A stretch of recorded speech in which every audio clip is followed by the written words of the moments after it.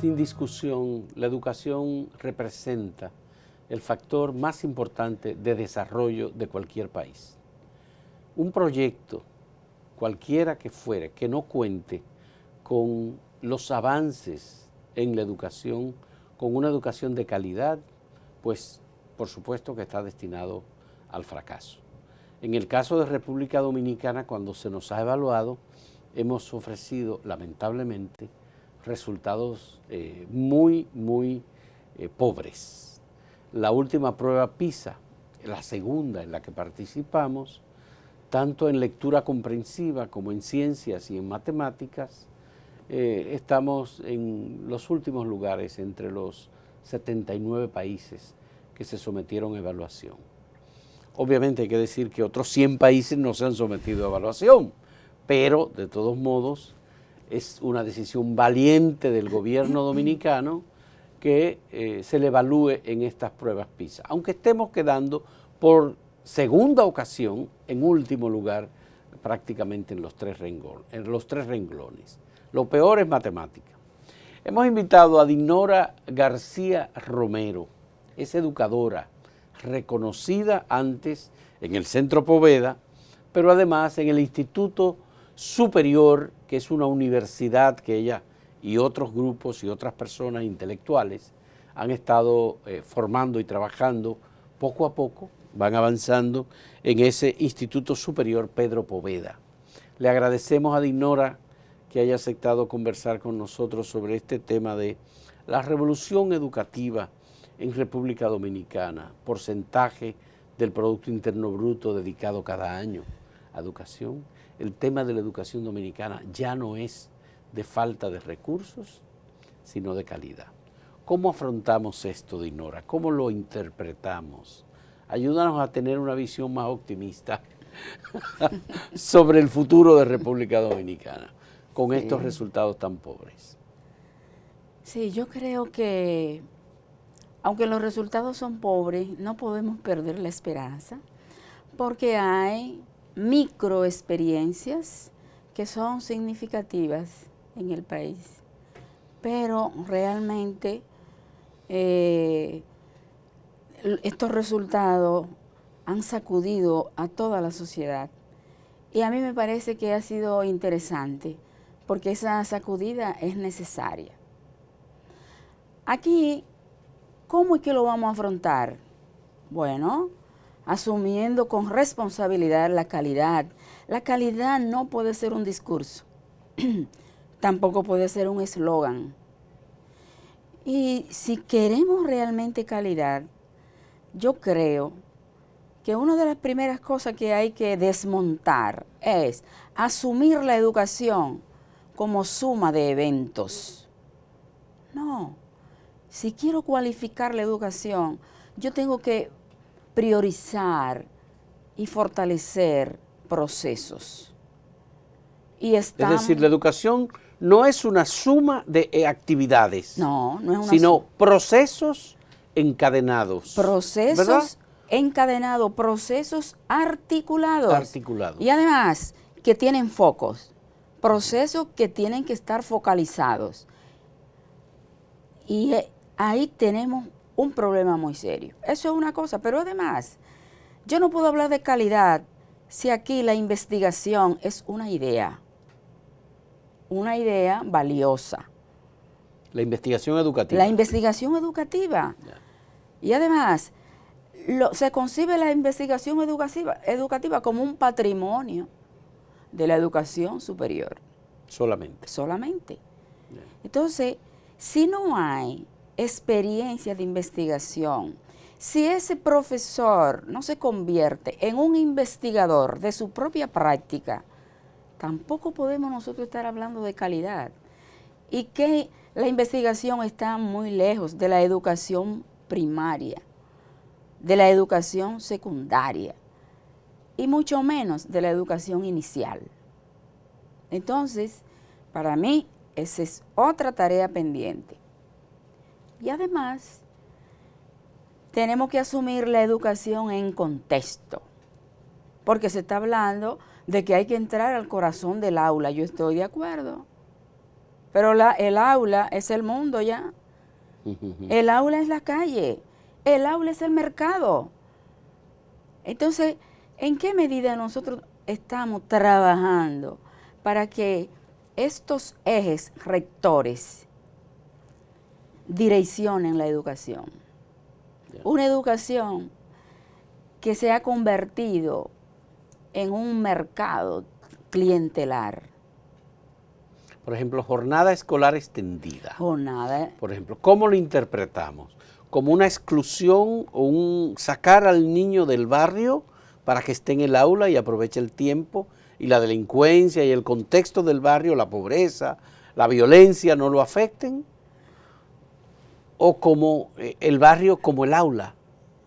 ¿Qué hacemos con eso? Sí, la jornada escolar extendida no es un factor de exclusión.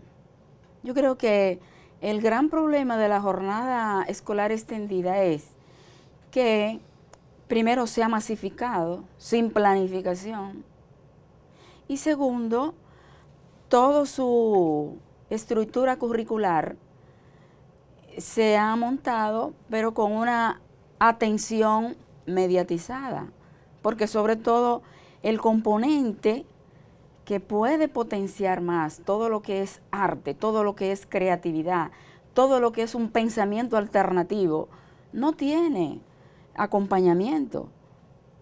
Porque los profesores que trabajan en la jornada de la mañana trabajan más los componentes conceptuales. Pero esta dimensión más creativa y que es complementaria, ahora mismo está desatendida. Precisamente con ese componente y con el mismo componente conceptual, el aula puede romper fronteras y vivir y convertir en experiencia de aprendizaje el problema del barrio. Luego de 7 años, Dinora, con la designación o la asignación del 4%, tenemos resultados negativos todavía. ¿A qué se debe? ¿Qué explica que no hayamos avanzado? ¿Los maestros? ¿Los estudiantes? ¿O la estructura del programa de formación escolar? Yo creo que no hemos avanzado por la irresponsabilidad de todos. Ay, sí, sí, porque yo no dejo fuera a la sociedad. ¿A la sociedad? Sí, la sociedad que debiera estar más alerta y que además con sus interpelaciones frecuentes puede ayudar a reorientar. A mí me parece que ha influido mucho el que el 4% ha servido para otros asuntos que no tienen nada que ver con la educación. Si te das cuenta,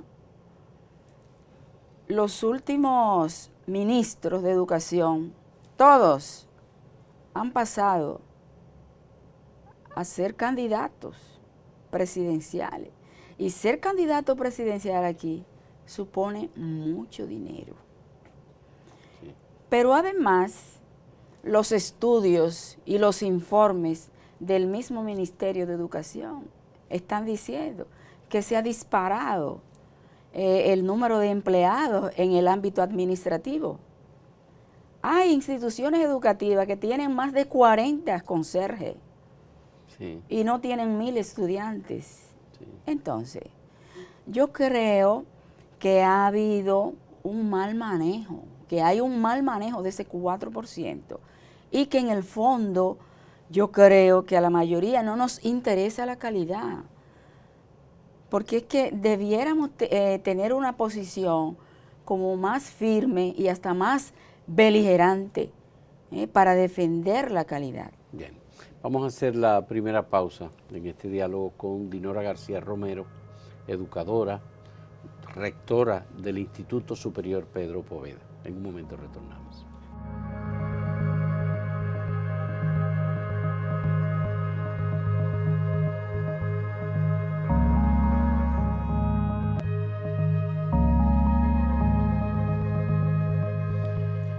Dinora, el tema de la formación de maestros es una gran responsabilidad de la sociedad dominicana, como tú decías, pero también del Ministerio de Educación. Sí. Había un acuerdo con universidades privadas y la Universidad Autónoma de Santo Domingo también, que fue la principal formadora de un programa de actualización y formación de maestros. Posteriormente se creó el Instituto de Formación Salomé Ureña, el IFODOSO. ¿Qué es lo que está fallando? ¿No sirven los maestros dominicanos para formar estudiantes? ¿Están tan devaluados y tan precariamente formados que habría que buscar maestros en otra parte? Yo creo que cuando me hablan de que hay que traer maestros, pero aquí siempre ha habido maestros de otras nacionalidades trabajando con nosotros. Por lo tanto, no sería nada nuevo. Ahora, yo lo que creo es que también a la formación de educadores aquí hay que prestarle más atención, desde el ministerio hasta las instituciones formadoras, empezando por la institución que yo dirijo. Yo siempre digo, no, yo creo que no sé cuántos años tengo formando maestros. Sí. Y ninguna de las instituciones en las que he estado han sido evaluadas por el Estado Dominicano. No. Por ejemplo, el Instituto Pedro Poveda, que es un instituto superior de educación, tiene pocos años hasta ahora, pero tú estuviste antes en el Centro Poveda. Sí. Y ha estado en instituciones educativas con responsabilidades. Sí. ¿Han sido evaluadas esas instituciones? Nunca. Han sido evaluadas porque las mismas instituciones han decidido que haya evaluación externa. Pero no solo eso.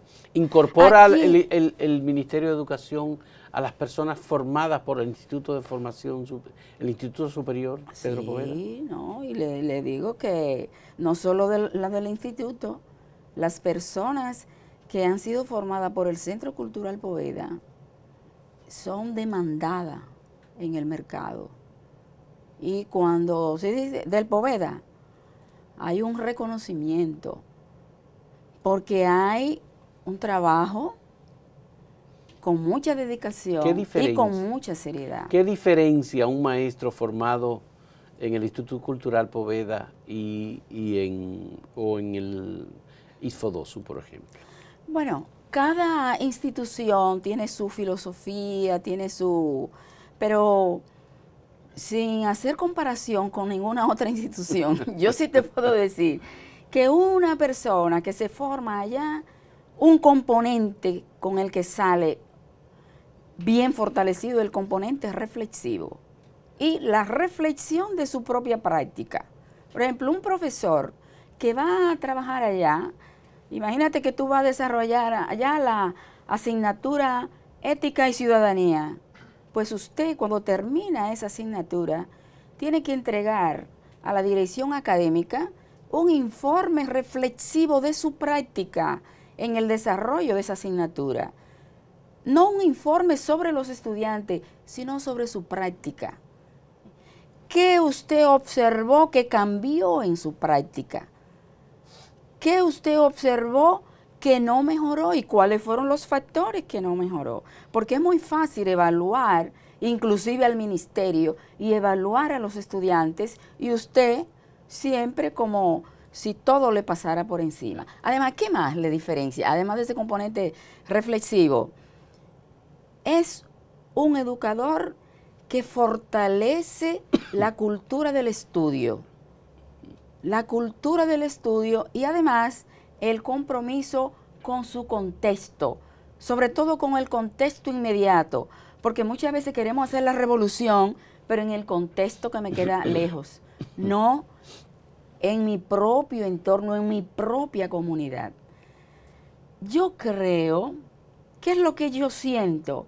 Las instituciones que estamos formando educadores, que la mayoría, para mí yo creo que la mayoría está haciendo un esfuerzo grande, pero cada una de esas instituciones estamos impulsando nuestro producto estrella, creo que debe haber más articulación entre nosotros y debe haber evaluación y autoevaluación crítica que nos ayude a descubrir cuáles son los puntos fuertes y cuáles son los vacíos que tenemos. ¿Qué rol juega la metodología educativa aplicada por los maestros para que los estudiantes se integren, comprendan y reflexionen, o sean reflexivos? Porque así...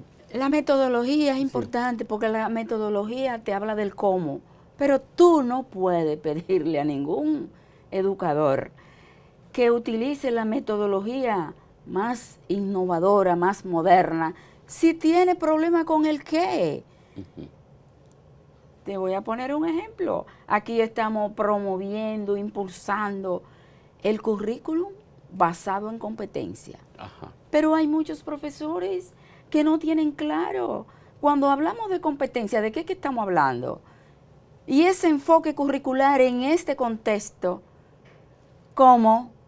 Entonces, por más propuestas metodológicas que tú le aportes, como tiene problema en la apropiación de los fundamentos de lo que sería el currículum que tiene que desarrollar, pues no vale metodología. Ahora, yo quiero también decir aquí que no todos los profesores, por eso es que me niego a que todos los profesores se califiquen como que no funcionan. Aquí hay profesores que son excelentes,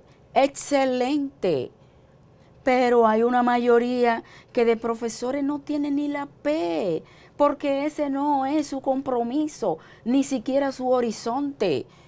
Pero si yo soy una compañerita del partido, que yo trabajé mucho en la campaña, a mí hay que ayudarme a sobrevivir. Y muchas veces el Ministerio de Educación es un círculo de sobrevivencia. No todo el que está en el ministerio, porque ahí hay gente muy responsable, muy trabajadora y muy clara. Pero aquí esta profesión, sinceramente, se ha desnaturalizado. Maestro. Sí. Aquí hay gente que le da vergüenza decir que es maestro o que es maestra. ¿Por qué? Porque está muy politizada y además aquí hay gente que no le interesa el magisterio para nada, nada. Y están viviendo del magisterio. Están viviendo del magisterio. Tenemos también el caso del sindicato. Mi punto de partida es que el sindicato es necesario. Ahora, ¿qué sindicato? El sindicato que tenemos ahora de profesores tiene que revisar cuál es su concepción, cuál es su visión. Y además, como sindicato, ¿dónde es que está situado? Recibe millones y millones de pesos mensuales directamente de la nómina de las cuentas del Ministerio de Educación. Sí, pero como cuotas cobradas a los maestros. Sí, pero... millones. Pero... ¿qué hace con ese dinero el sindicato? Estructuralmente tiene que redefinirse y tiene que resituarse. Y además la sociedad se lo está pidiendo. Y miembros de la organización se lo están pidiendo. Pero ahí también hay que desarticular la complejidad de intereses que se están moviendo. Económicos y políticos. Económicos, políticos y hasta intereses que no son ni siquiera tan colectivos. Personales. Sí. Y yo parto de que el sindicato, la Asociación Dominicana de Profesores, es necesaria. Bien. Vamos a hacer la última pausa en este diálogo con Dinora García Romero.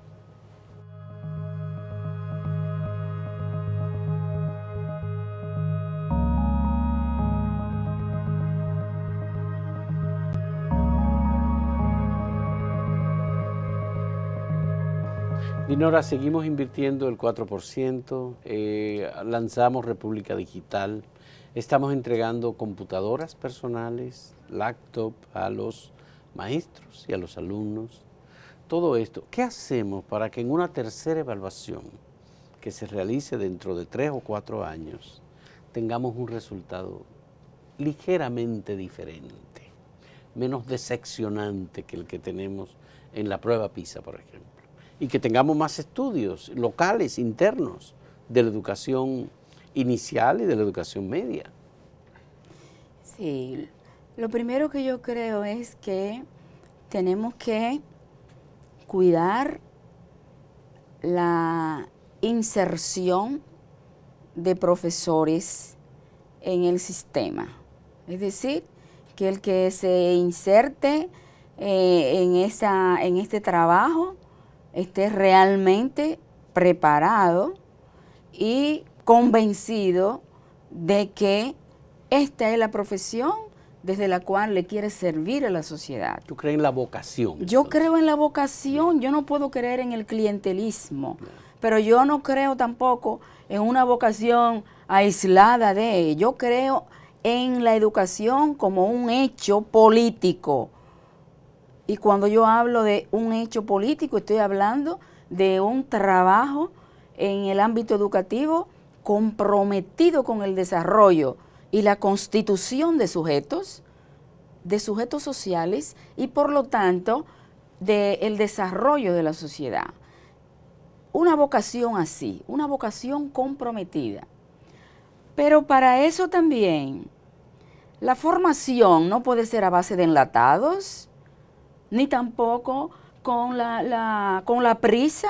Ahora tenemos el enfoque por competencia, pasado mañana no sabemos cuál es el enfoque que vamos a tener. Es que no se puede. Tú no puedes estar cambiando tanto.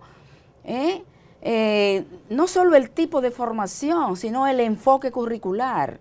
Tiene que dejar, porque la formación, la educación es un proceso y lleva tiempo. Pero además se necesita un acompañamiento sistemático a la práctica educativa de las profesoras y de los profesores. ¿Qué es lo que pasa? Que el acompañamiento muchas veces, solo ¿dónde se queda? Se queda en el ámbito urbano, un poco llega al ámbito periférico, pero en la zona rural. ¿Qué pasa? ¿Qué pasa en la zona rural? ¿Qué pasa en el corazón de Enriquillo? ¿Qué pasa en el corazón de Pedernales? ¿Qué pasa en el corazón de Neiva? No hablo de la zona norte porque quizá es la zona más cuidada.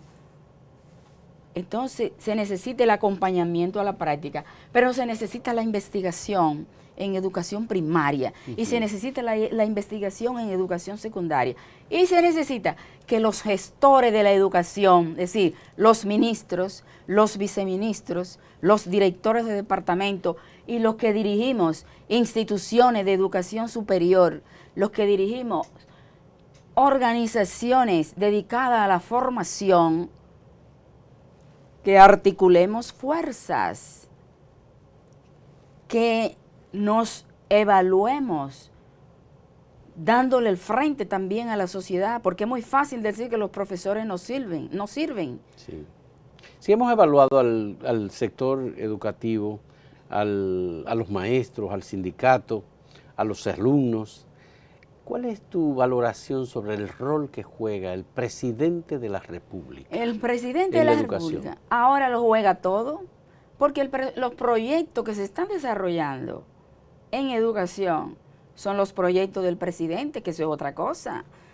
Tú tienes que los ministros de educación últimamente llegan al ministerio sin proyecto, porque en la carpeta lo que tienen es el proyecto del presidente.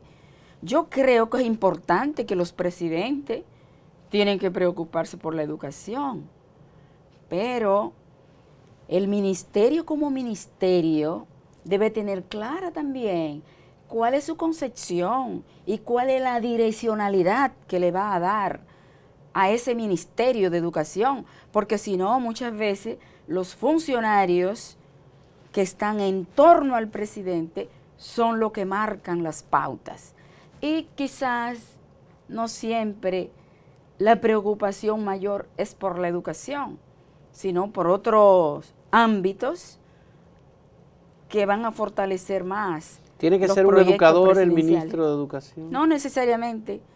Yo quiero decirte que participé durante un mes en un curso en Chile que era sobre evaluación educativa y el que coordinaba ese curso era ingeniero. Ahora, era un ingeniero que era un educador, porque educador puede ser hasta el zapatero, ¿eh?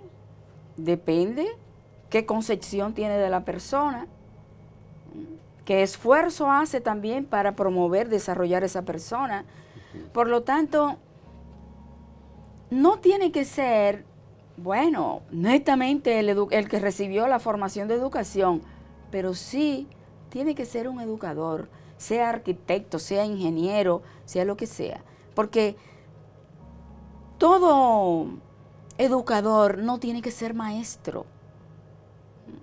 Yo le digo, aquí hay comerciantes que son educadores, pero es por ese respeto y esa concepción que tienen de la persona y el esfuerzo que hacen por el desarrollo de la persona, por el cuidado de su medio ambiente, por el cuidado también y el respeto también a las políticas, las leyes sociales. Yeah. Ahí se está moviendo un educador. Ahora, es maestro, ya ese tiene entonces una formación específica como la tiene el médico. Bien, gracias, muchas gracias a Dinora García Romero, educadora de las buenas, de las del Centro Poveda, rectora del Instituto Superior Pedro Poveda, por darnos sus reflexiones sobre este momento de la educación dominicana y la revolución educativa que se ha dicho se ha desarrollado en el país. Hace falta una reflexión, por supuesto, más profunda en el contexto, en el barrio, en la sociedad, sobre el rol que estamos jugando como país y que está jugando la educación en nuestro desarrollo. Sí. Muchas gracias. Gracias a ustedes por y gracias a ustedes por la compañía en este diálogo, que es un diálogo sobre el tema de la educación que es fundamental para nuestro futuro, nuestro devenir.